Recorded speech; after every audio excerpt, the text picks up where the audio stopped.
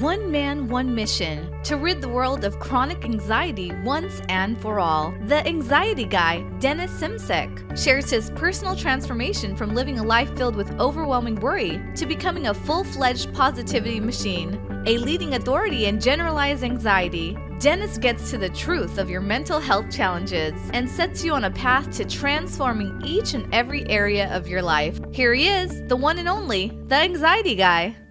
My friends, my extended family, welcome to the Anxiety Guy podcast. You are listening to episode number 251, and I'm your host, Dennis Simsek. This podcast episode is brought to you by my latest book, F Coping, Start Healing, which you can find on Amazon today. Begin your journey, your understanding of what you're going through, and implement the practical skills that this book has to offer you. F Coping, Start Healing on Amazon today. My friends, I'll be totally honest with you. I just wanted to do a podcast today where I just shared some important messages straight from my heart, and not really any specific skill sets or any kind of motivation or inspiration or anything like that, but more so speaking from one former sufferer to potentially a present sufferer in the hopes of having you understand yourself and what you're going through better. Because one of the things I found that was lacking during my anxiety disorder days was simply somebody that understood what I was going through. There's a lot of people out there that had a lot of stress, and it was very situational, and they had some physical illnesses and some complaints, but it wasn't the same as what I was going through. It was different. They weren't caught up in a perpetual cycle of doom and gloom, constantly fixated on anxiety and the next catastrophic thing that may occur, either internally or externally, and being so highly focused on it that it took your attention off of everything in the outside world, even the people that you love the most. So, these are just messages from me to you in the hopes of you taking them and understanding yourself in this journey better. That's the best I could put it. And the first message that I want to send to you is that you are allowed to believe different things about yourself and the world than what you've heard growing up. Many times we think that just because other people or authority figures from the past believe something, that we have to believe it. Or we were told who we were and what we were capable of when we were younger, and we had to believe it. We have to carry these things for the rest of our lives. But the truth is that you don't. You really don't. And this is a very emotional moment for someone who's in this transition from their artificial anxiety side to their natural inner peaceful side. This is a feeling of divorce. Divorcing your old beliefs, divorcing those old ideas about yourself and the world, eliminating those old beliefs and saying, you don't serve me anymore. It's time for me to grow up, and it's time for me to become who I was meant to become. And this has nothing to do with motivation, more so an eye-opener. An eye-opener where you give yourself permission, full and utter permission, to believe in something different about yourself. Because the only reason why you're listening to this podcast or trying to help someone or deal with your own anxiety is because you've hypnotized yourself into believing something false about yourself as well. You've hypnotized yourself into believing something false about the world. It's incredible how our external circumstances change as a result of the changes that we make internally. The second thing you need to hear from me today is that you're capable of overcoming anxiety alone, but the thought of it may frighten you back into dependence. So yeah, it's a nice idea, Dennis, capable of overcoming it by myself without any external help. I mean, the support can be there, but I don't have to be fully and utterly dependent on things and other people because they can only take me so far. And so it creates a certain amount of constriction in the body when you think about handling this by yourself, because fear, anxiousness, doubt, this may be some kind of a means to an end for the subconscious sides of us.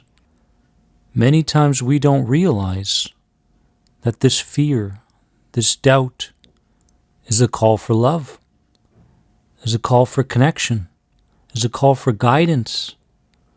And we try, and we hang on to anxiety and fear and doubt in the hopes of someone paying attention to our suffering. And when they don't pay attention to our suffering, we feel the unconscious need to suffer even more to get their attention. And the moment we get their attention and we feel the love and significance boil up within us, we realize that it was because of fear and doubt, and we want more of it. Perpetual loop. But the truth is that we can get everything that we need in a positive sense. We can enlighten others. We can awaken others. We don't have to live with this anxiety that's basically drowning us away from our creativity each and every day anymore. But we have to make a choice. We have to decide that self-love, direction, guidance, connection, it all starts with us. And then it starts to permeate from there onto other people. The third thing you need to hear from me today is that you no longer have to tippy-toe around people and this world in fear of displeasing others and making a mistake. Make mistakes. What's so bad about making mistakes? Stop feeling like you're tippy-toeing around the world. Let go. Play more. Have more fun. Allow yourself, because you have to decide that it's okay to do so in order for it to happen. It's not just going to happen on its own. And so, it's not about pleasing others. It's about reconnecting with the inner wounded child. Your symptoms are connected to that child. Your intrusive thoughts are connected to that child. Your feelings are connected to that child. The images that you run, the fear, are all connected to that child within you. And so, every time you constrict your body, you're suffocating the child. Every time you ignore a symptom, try to force it aside, you're forcing that child aside. Wasn't it enough during your own childhood? We must pay attention to these things. We must be compassionate. We must be guiding. We must be understanding as to why they are there. What emotions do you continue to suppress? What do you want to verbally say to someone that you haven't said? Who do you want to be today? What clothes do you want to wear? What do you want to do with your life? What creative act do you want to partake in today? Do those things.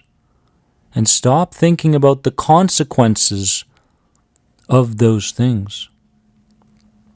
The fourth thing is that you no longer have to take orders from your body on how to think, as well as believe everything you feel. Your brain is yours to reprogram through your mind. Your body is a reflection of the past. It is 100% memory. And if you treat your body well, and if each and every day you engage in self-care acts, then you're healing your past as well. Understand that. Your brain is yours to reprogram. And anytime your body, through feelings and emotions, wants to tell you about some kind of threat, some kind of fear that may arise. You don't have to believe it. You just have to guide it. Because once you have total control of what you have control over, which is your mind, then your body will follow. And when your body follows, so does your mind. It's a feedback loop. Number 5 is you don't have to feel ashamed about loving yourself and crediting yourself for your efforts anymore. There is no shame in self-love. Whenever I say love, it seems to be this corny thing that people think is just something that comes and goes. But the love, the unconditional self-love for yourself, can heal your anxiety disorder permanently.